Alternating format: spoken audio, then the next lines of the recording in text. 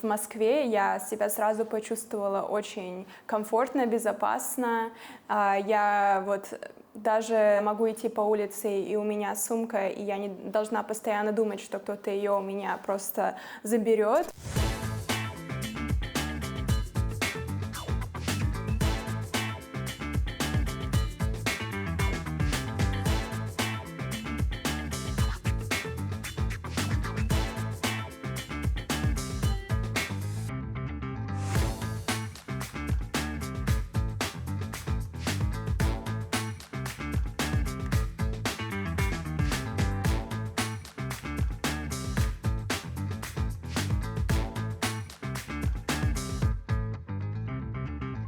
На Западе не хотят, чтобы знали, как на самом деле в России, потому что люди будут задавать себе такой вопрос. Почему у нас не так? Почему у нас не так безопасно? Почему у нас нет таких ценностей? Почему у нас не так чисто даже на улице?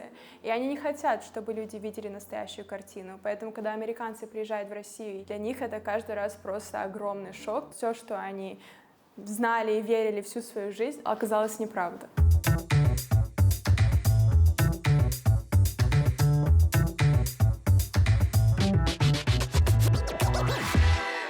Всем привет! Это Саша Meets Russia специально для программы «Не иностранец». Меня зовут Саша Йост, и я родилась в Гонконге. Там провела почти все свое детство до 9 лет, а потом я переехала в США, потом я переехала в Бельгию, и теперь я переехала в Россию. Для меня переезд в США был большой культурным шоком, потому что Гонконг — это такой очень интернациональный город. У меня в классе были дети из разных стран, а когда я переехала в маленький город в штате Нью-Хэмпшир в США, моя учительница, когда узнала, что я приехала из Гонконга, спросила меня, почему у тебя глаза не такие. Я отучилась в США elementary, high school, это все. Это было, конечно, очень интересно. Например, когда мы изучали Вьетнамскую войну, нам просто показывали фильм «Форест Гамп».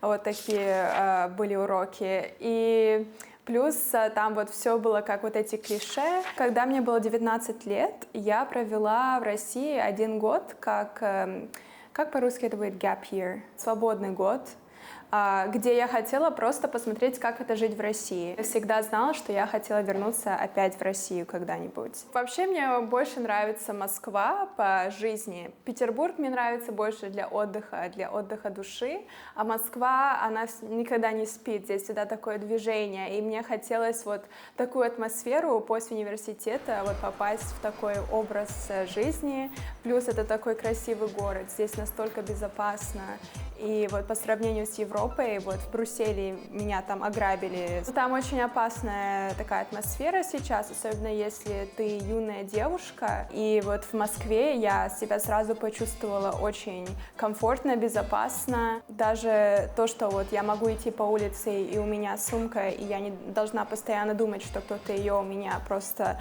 заберет. Я прям могла расслабиться наконец-то. Плюс мне нравится русский менталитет, эти традиционные ценности, которые, к сожалению, на Западе во многих местах их уже нет. И мне нравится, что в России как раз есть семейная жизнь, то, что люди готовы помогать друг другу. Здесь есть больше это общество, а там я чувствовала, что все больше индивидуально, что более эгоистично даже. И поэтому в России мне нравится, что люди не постоянно думают только о себе. И особенно даже когда я путешествую по России, я много путешествий снимаю для моего канала, влоги.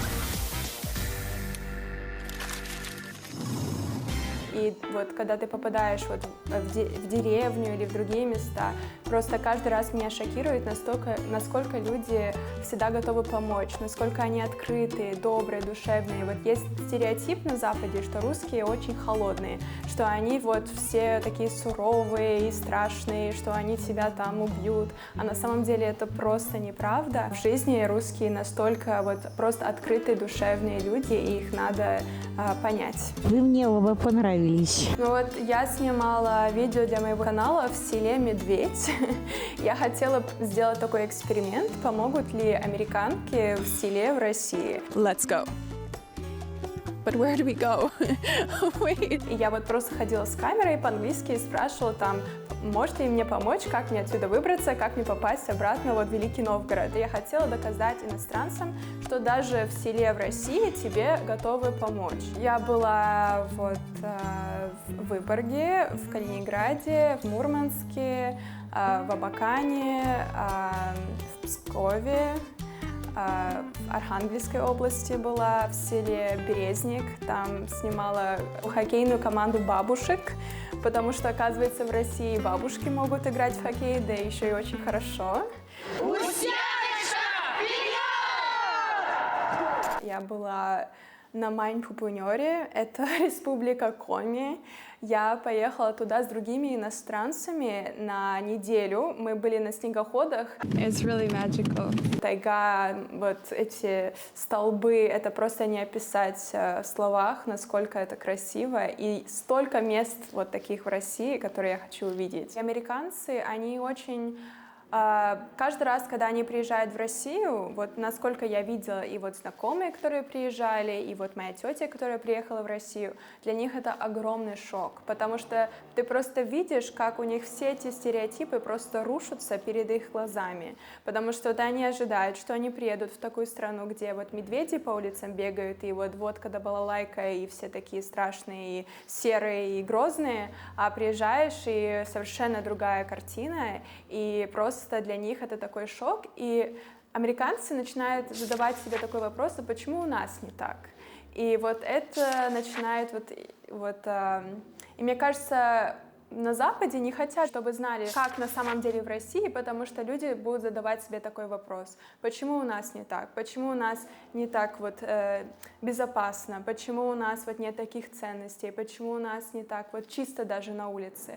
И они не хотят, чтобы люди видели настоящую картину. Поэтому, когда американцы приезжают в Россию и это видят своими глазами, для них это каждый раз просто огромный шок, потому что все, что они знали и верили всю свою жизнь, оказалось неправда. На Западе есть, особенно сейчас, большая пропаганда против того, чтобы люди знали, как на самом деле в России.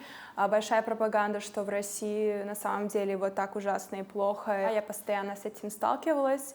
И это даже мне вот дал стимул начать мой канал в России, потому что я хотела показать людям, как здесь на самом деле, какая у нас богатая история, какие у нас великолепные люди, как у нас вот красиво, какие у нас места интересные, что у нас и юг, и север, и вот столько всего можно посмотреть, увидеть, какая у нас вкусная еда. И люди, которые меня смотрят, они вот многие узнают про Россию с другой стороны. Не то, что они постоянно видят в СМИ, что они привыкли видеть все вот этот негатив, они наконец-то могут посмотреть на Россию вот с другой стороны, потому что я показываю именно вот как здесь жить вообще иностранцу тоже в России. Поэтому люди, мне кажется, это полезно им знать. К сожалению, YouTube удалил этот канал. Без всяких объяснений, без предупреждения. Неужели показывать Россию с позитивной точки зрения это нарушает какие-то правила? То, что меня заблокировали, это показывает, какая свобода слова сейчас на Западе. Ее не существует. Особенно, когда речь идет о России. И я поняла, что я не готова сдаваться. В Москве я познакомилась с мексиканцем-испанцем. Я знаю, это очень странно звучит, потому что я жила в США, и я очень часто в Мексике была, но я никогда не знакомилась с мексиканцем, пока не приехала в Россию. Это надо было приехать в Москву, чтобы встретить мексиканца. Знакомьтесь, это мой жених из Мексики, Доминго. Всем привет! И сегодня мы будем готовить гуакамоле. Это мексиканская такая сальса, но в Техасе это тоже очень популярно и вообще в США. И, конечно же, американское блюдо, бургеры, хотя я их как бы не очень прям люблю. Vámonos! Vamos, давай приготовим. Я просто даже не знаю, как. А это я знаю как. Это сковородка и чуть-чуть мяса. Вот, как называется? Масло. Доминго, тебе нравится борщ? Это борщ, был самый вкусный борщ в всей моей жизни. Да. Да. Это я был шок. Я не знаю, ну, правда, Сашенька, она очень вкусно приготовит. Очень. Русская кухня, Да. правда, для меня очень вкусная. Только один блюдо мне не нравится. Какое? Холодец. Холодец, правда, мне не Я же нравится. говорю. Я не могу привыкнуть к холодцу. Вот холодец для меня почему-то...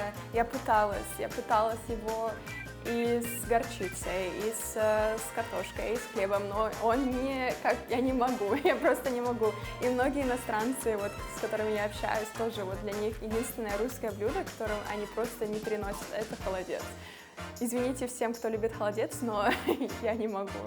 Еще окрошка. Вот это тоже я не могу. Для меня холодный суп — это нет. Нет.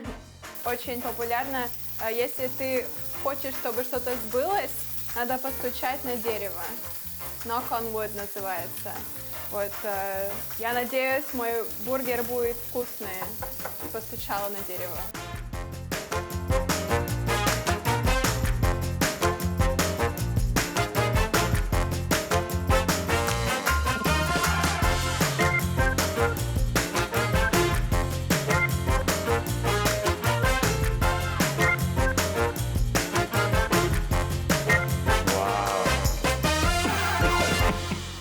Я, конечно, хотела сначала встретить русского мужчину, потому что в Европе отношения с мужчинами — это, конечно, немножко кошмар.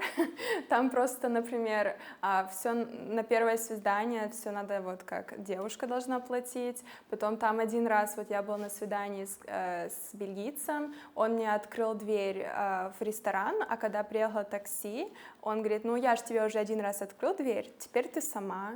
И вот,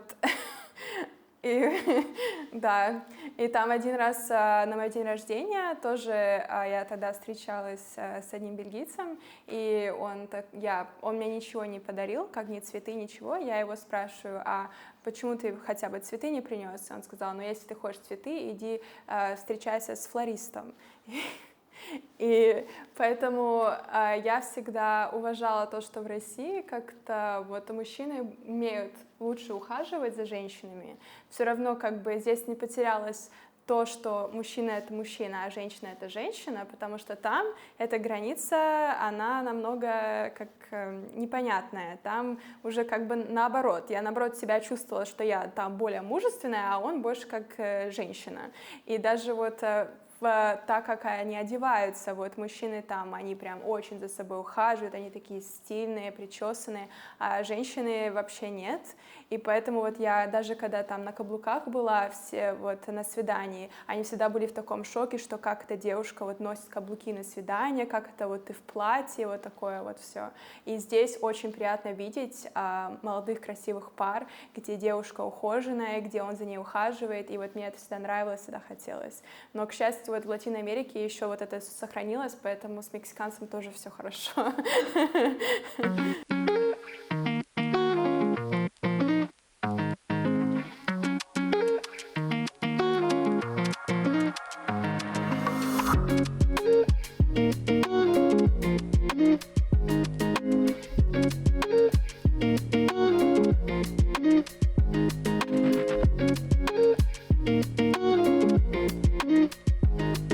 Сам благослови и рабы Твоя, Доминго и Александру, наставляя их на всякое дело благое.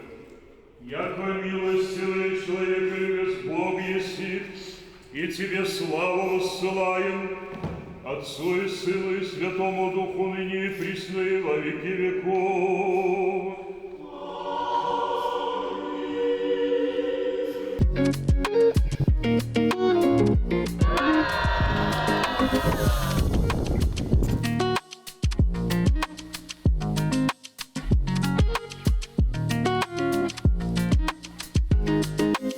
Метро в Москве — это одно из тех вещей, которые меня больше всего поразило просто. И много иностранцев тоже, что здесь такой общественный транспорт развитый, что очень чисто, безопасно.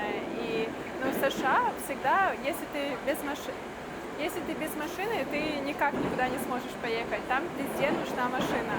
А здесь вот мне так нравится, что я могу просто прийти в метро и даже насладиться этим, потому что метро в Москве и вообще в Питере — это как будто бесплатный музей, как будто какой-то дворец.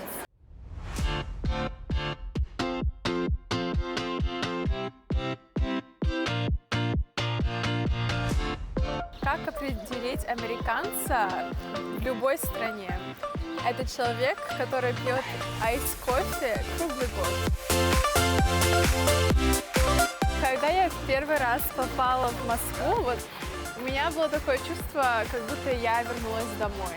Хотя для меня вот это слово «дом» — это тяжело, потому что я выросла, родилась в Гонконге, потом в США, потом Бельгия еще. Для меня дом — это всегда было такое место, где мои самые близкие люди. Но здесь в первый раз в своей жизни я почувствовала, что я приехала именно домой. И такого у меня никогда не было.